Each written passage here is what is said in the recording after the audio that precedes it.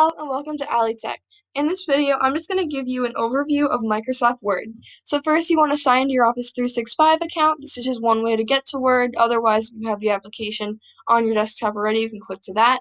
But for this video, I'm just going to show from Microsoft 365. So what you want to do is you're going to log in. Once you get there, you want to go to this main bar at the top, and you're going to click Word. This will then ask you if you want to create a new document, if you want to create a document using a template, or at the bottom, you can scroll down and you can open any recent documents you've already previously opened. So I'm just going to click New Document. Now it'll take me to Online Word. So this is actually tied to your Office 365 account. So besides typing up your paper, Word opens you to a bunch of new ways to edit or design your work. So I'm just going to type a basic sentence. Butterflies are pretty and colorful. So now, between changing your font, so every time you change something on your document, you want to highlight over whatever you're changing. So let's say so what you can do is you can change your font.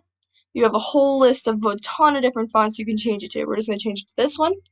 So between changing your font, changing your font size up or down, if you want to make your text bold, if you want to make it italicized, underlined, anything like that, if you want to change the color of your text, you can do that as well.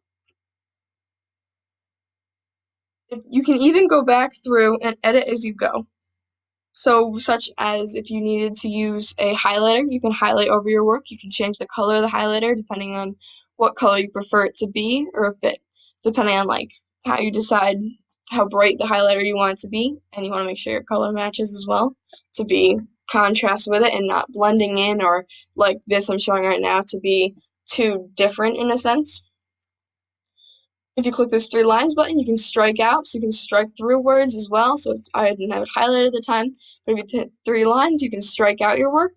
So if you ever were editing something and you wanted it to be, say you were editing and you wanted to let yourself know, okay, I got rid of these words and I replaced it with this, you can do that. To be organized, you can add bullets, you could add numbering, you can choose your indent, you can align your text, so you can make it to the left, you can make it to the center, you can also make it to the right, anything like that, depending on how you're formatting your paper. You can change the style of your text. You can also, actually, as one of the most handy tips on Word, is if you don't like typing or not very good at typing, you can actually voice text. So you can click this, it'll connect to your microphone, and you can just talk your text out, and it will type it out all for you. Just make sure you dictate your words so that I can get the words clearly. Up here at the top are the different tabs. You can insert any pictures, any files, you can insert a link, you can insert a page break, table, picture. You can actually add comments as well as you go along if you ever want to, if you're sharing a document with somebody, especially if you want to give feedback, or if you just want to make a comment to yourself to change something. You can add headers and footers, page numbers, and decide where the page number is located on the page, symbols, emojis, anything like that.